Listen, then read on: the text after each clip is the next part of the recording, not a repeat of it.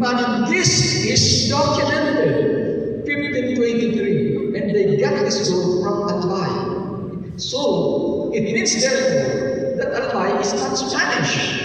Because long before the Spaniards arrived, the natives were already familiar with Albay, and therefore it was not a Spanish word. Albay could have been a native word. And that when I checked the dictionary, the first Tagalog dictionary published in 1613, it says that Albay is a Tagalog word, at least in the Tagalog language. It is a Tagalog word which means to support, to assist, to sustain. So probably we do not know what it means, but the name Albay has something is local, and it has something to do with sustenance, with support, with subsistence, and probably because of the wealth of the sea. That's the reason why they call that place Albay. The other thing, as you can see, and all of the Gaspareños, you must be aware of this, there are names there that are connected with the birth of the mission of Albay. We have the name Langaba. Langaba is a 16th century word, which also means a small rounded net. So again, it's old, it's indigenous term. Rawis is another indigenous term, which means it is a sharp object like that of a dagger. So again, local. Biga is another local term, which means it is connected with a certain plant in that particular area. So all these ancient settlements in that Albay area had pre-colonial origin. And as I said, this Albay mission was begun by the Franciscans in 1587, and therefore this makes, we are actually, if we are going to reckon the birth of this, we are celebrating today the 439th year of the founding of the mission of Albay. And so that is how the Albay mission had begun. The Franciscans founded it in 1587, and occasionally they will be sending missionaries there, but there was still no resident missionary in that place until 1616, when a regular resident Franciscan missionary was already staying in that place until about 1696, when it was eventually turned over to the seculars. So the seculars began administering this mission, the Albay, from 1696 onward. Next slide, please.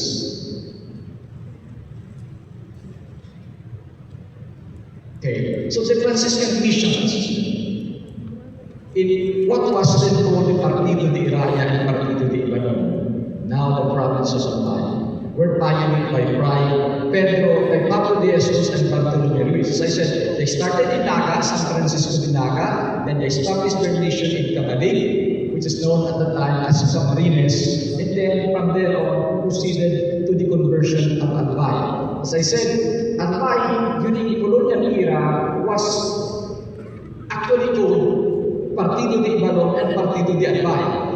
You have to remember that from that area there in Pulangi, which is now part of Albay, until Daraga, they belong to Camarines Sur, not to Albay. They only became part of Albay in 1848. So the only places that belong to Albay were those towns along the coast of Albay Road. That were the towns which were classified as belonging to Albay. And I think the reason why they named it the province of Albay because of that small nation there along the coast known as the village of Albay. Next slide, please. This is an old map, a Spanish-era map, and as you can notice, founded in 1587. If you will notice here, there are colored ones. These were the network of mission outposts established by the Franciscans. So from Cabalik, we have Cagsawa, then we have Albay. So these were the first mission outposts established here in Albay. So larger perspective, Gamali, Kaksawa, Legazpi, which of course earlier on was called Albay. Next slide, please. Next slide, please. Next slide.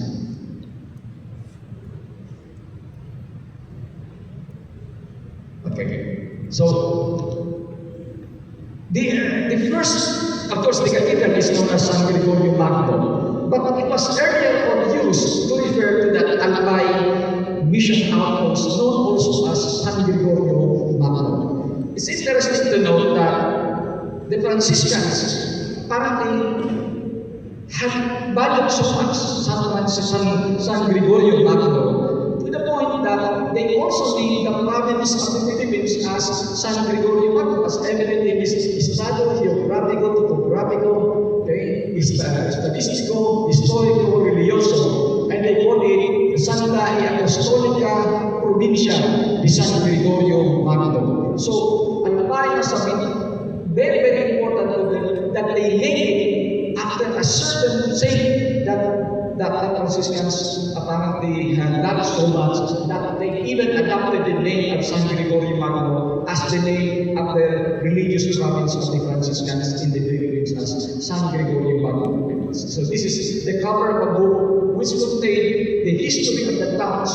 founded by the Franciscans. So if you are doing research on the history of the Franciscans in the Philippines, this is the book that you should consult. Okay, written by Fray Felix de Huerta. So, again, as you will notice here, this is a Spanish map, and you will notice there is the color red there. This is the boundary of Albay. So, Albay is the area here only.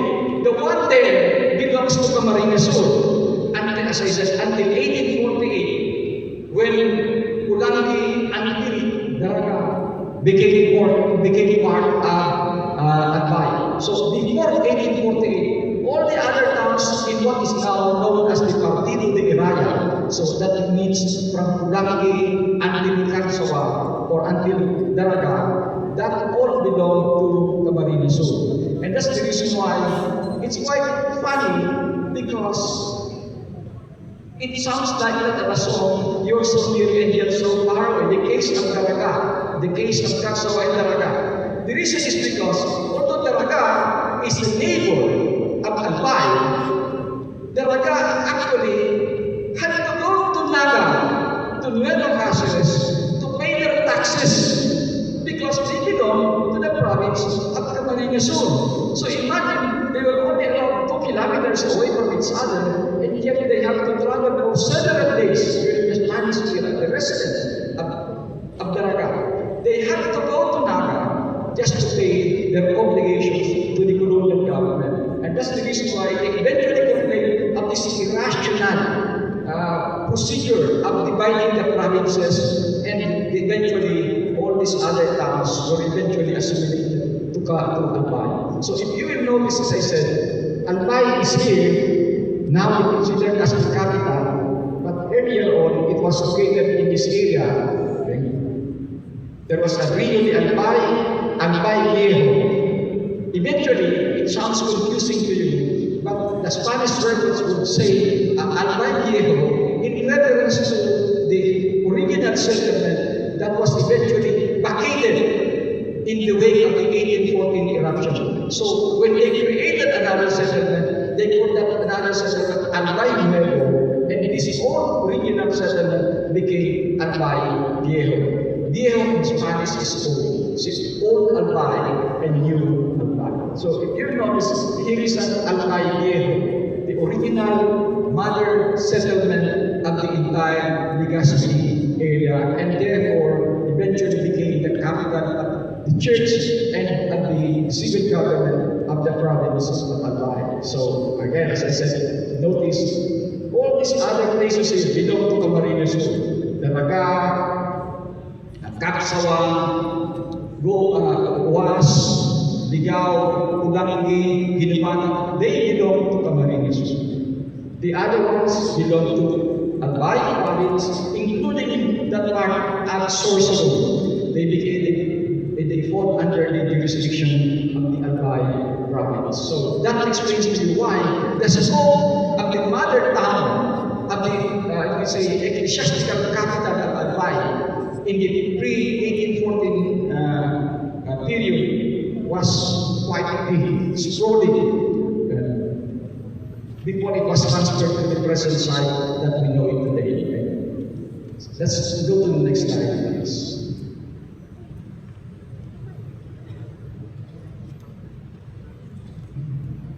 This is a document written by the Franciscans to assert their role in the conversion of Albay. So this was written in 1850s because, as you will see later on, by 1850s there was already another clamor to create another town, aside from the town that we know it today, here where the cathedral stands. There was a clamor in the original Albay to create that original Albay into another town. Because as you will see, and as we go along this discussion, by 1840, this Albay Viejo was abandoned and they relocated into the present site here. And therefore, it was abandoned for several decades. The center became the cathedral, the place where the cathedral now stands. So by the later part of the 19th century, this area, eventually, there was a certain resurgence in the interest of the people to assert their place in the ecclesiastical history. So they began clamoring to be created again into a parish. So this is, of course, medyo malabo ang dokumento because it's written in Spanish in the 19th century. But the point here is, it was actually saying that the Franciscans were saying, we should be the one to be the parish priest of this new parish because we were the ones who founded that as early as 1587. So it's actually a document coming from the Franciscans asserting the role in the conversion of Albay. And this time, demanding that they should be given the care of the new parish, which became what is now Legazpi. Next slide, please. You might ask, what is so important about Albay? That eventually this settlement, this village, this mission, that it occupied a very important role in history, and eventually occupied a major place in the ecclesiastical history of the province. The reason? Because of its unusually large population. As I was telling you, we cannot just understand how a parish evolved simply by looking at its religious and ecclesiastical aspects. In the colonial era, a particular, that which even exclusively belonged to the church is also part of the concern of the colonial government because of the so-called Patronato Real. Siguro sa mga huli nila nakakaintindigan Patronato Real.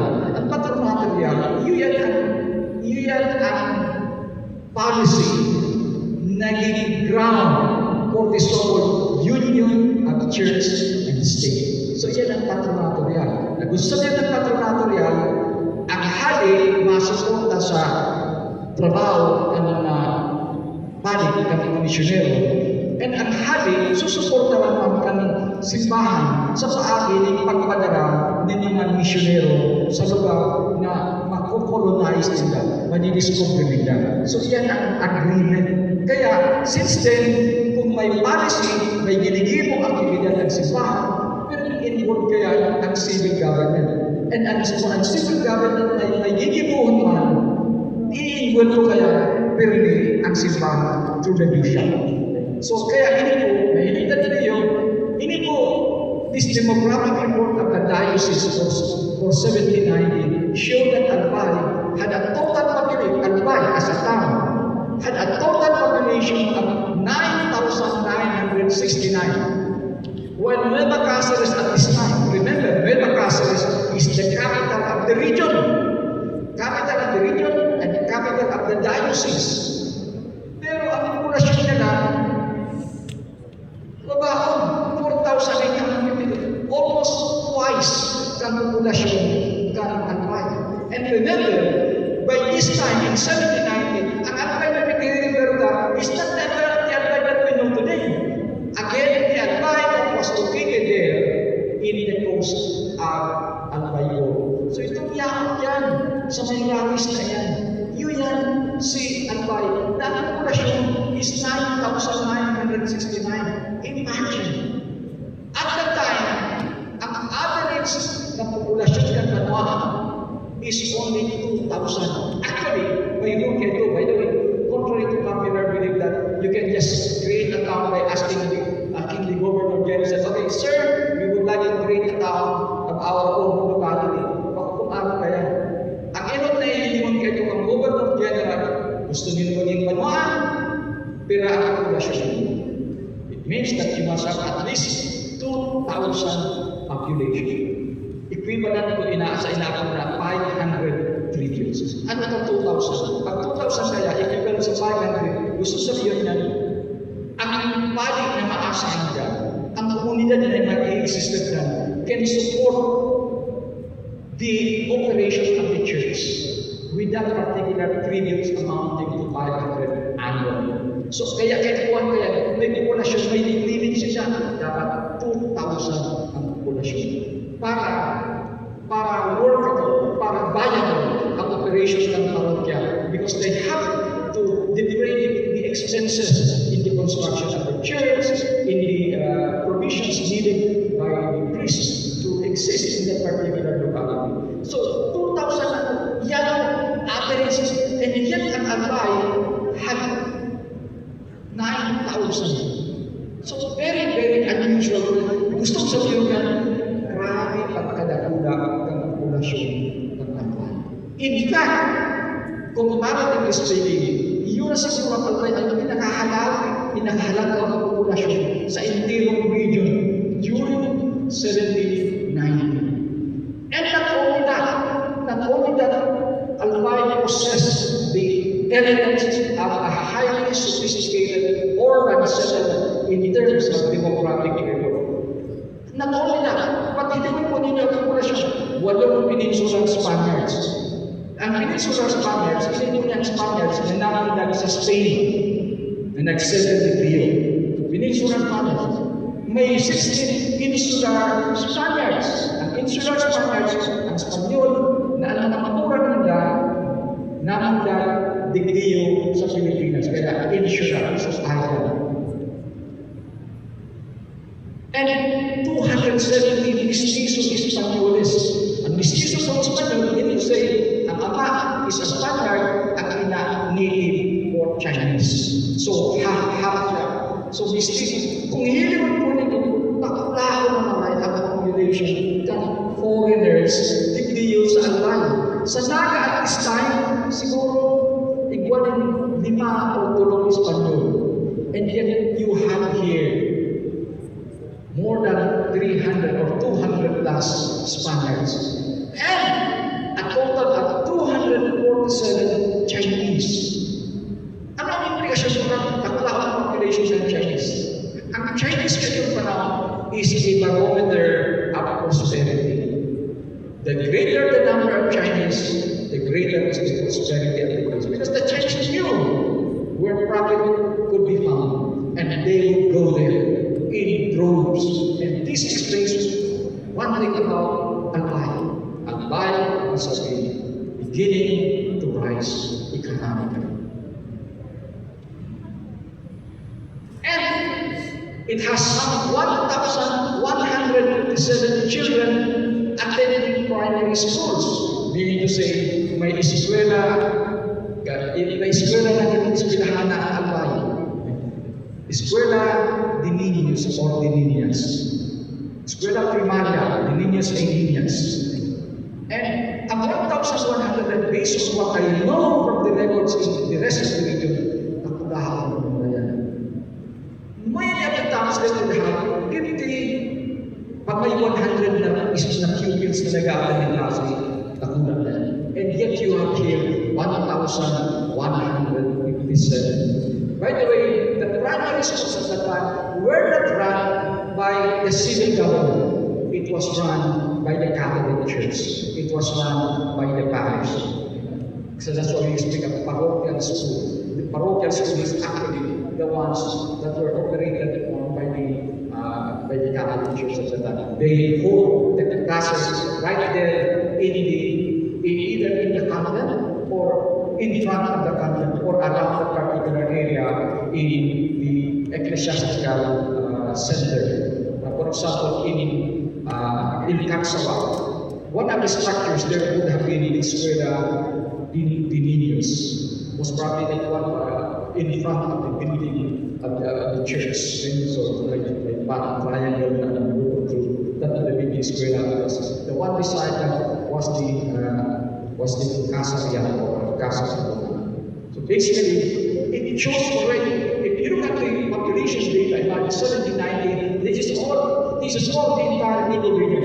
Ang Albay ang pinaka-number 1 the population-wise, it's very, very high, and that's the reason why it shows the importance of Albay, at least in terms of demography, that already asserts the role of Albay not only in civil affairs, but even in ecclesiastical affairs.